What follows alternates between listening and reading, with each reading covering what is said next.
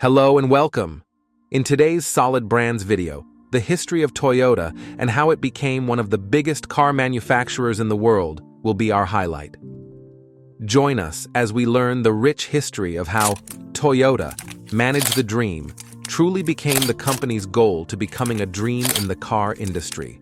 Toyota's story started in 1867 with the birth of Sakichi Toyoda in Japan. Believe it or not, as a kid, he was all about tinkering with machines and making cool stuff. He was into inventing things. Back in 1880, he came up with this handmade wooden loom, which sounds pretty far from cars, right? But it was a big deal in the history of making things run smoothly. As Toyota kept at it, practicing and perfecting his design skills, he hit a big one in 1896, an electric-powered loom. And then, in 1924, he blew everyone away with the automatic loom, the Type G. Now, while this invention was a game-changer, it made factory workers a bit jittery because suddenly they weren't needed as much. Now, Toyota wasn't one to be deterred by a setback. In fact, the whole worker conundrum only spurred him on further. So, in 1926, he decided to create the Toyota Automatic Loom Works. He took his knack for automation and put it into action by starting his company. His mastery in automation didn't just make waves in Japan. Across the UK, people got interested in Toyota's genius, and they were all in for securing a patent for his automatic loom machine. In 1929, the Platt Brothers and Company sealed the deal, snapping up Toyota's patent for £100,000. But here's where fate threw in a curveball. Toyota had big plans for those funds. He'd set his sights on the automotive game. Sadly, life had other plans. In 1930, his untimely passing cut short his dreams of venturing into the automotive industry. However, fate wasn't done with the Toyota legacy just yet. Sakichi, Toyota's son, Kichiro Toyoda, stepped up. He took the reins and carried forward his father's legacy, setting the stage for what would eventually become one of the most renowned automotive giants in the world. Kichiro Toyoda put those patent funds to good use. He funneled the money into a division dedicated to crafting automobiles. By 1935, that investment was successful. Toyota's very first models rolled off the assembly line: the G1 truck and the Model A1 passenger car. The Model A1 served as the prototype for what was to come. It didn't take long for them to make strides in innovation. In 1936, the A1 underwent a transformation, evolving into the serial car model AA. Not content with just one, they added another, the Model AB, featuring a convertible body that screamed sophistication. And then, the big change, the evolution of their logo. Simplicity and ease were the names of the game. They wanted a name that was easy to say. So, in 1937, they decided to transition from the family name to simply Toyota. That was the moment when the automotive arm of the LOOM Company stood tall as an independent entity, officially becoming the Toyota Motor Company. It was a move that would forever shape the identity of the brands. 1937 marked a turning point for the newly named Toyota Motor Company. That year, they landed an order from the government, a request for 3,000 trucks. This project paved the way for deeper research and development.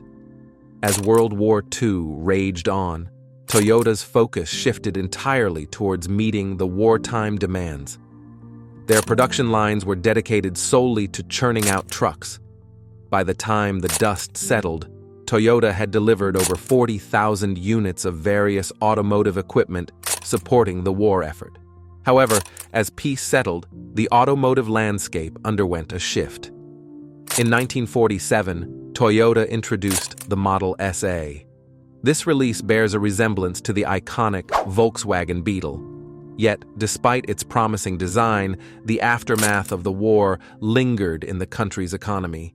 Introducing a new design came with its challenges. Production costs were high, and marketing proved to be an uphill battle. The economic constraints of the time made it difficult to push this design into the market as they had hoped. In the spring of 1950, the company faced a difficult decision, opting for the voluntary retirement of over 15,000 employees.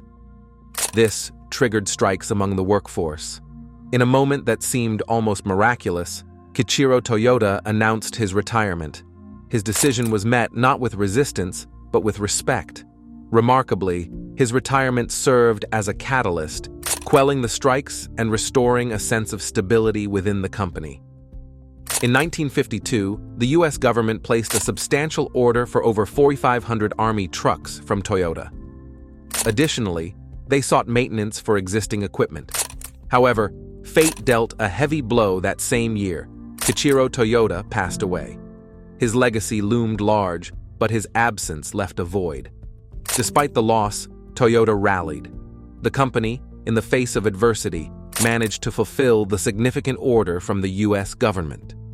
This achievement served as a moment in steering the company away from the brink of bankruptcy. Toyota charted a new course, one defined by perpetual growth and enhancement.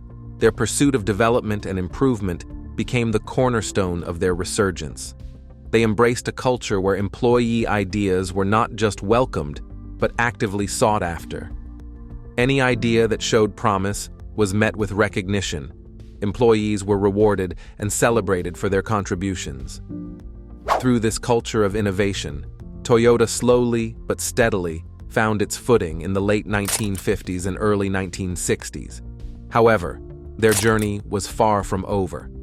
Once again, an opportunity beckoned, this time in the form of crafting model cars specifically designed for taxis, meant to be used by officials and law enforcement. This need arose the Toyota Crown, a vehicle that would carve its place in history. Toyota Crown is a testament to Japanese automotive excellence. The Crown was exclusively Japanese-built, embodying precision and reliability, characteristics that would soon become synonymous with the Toyota brand.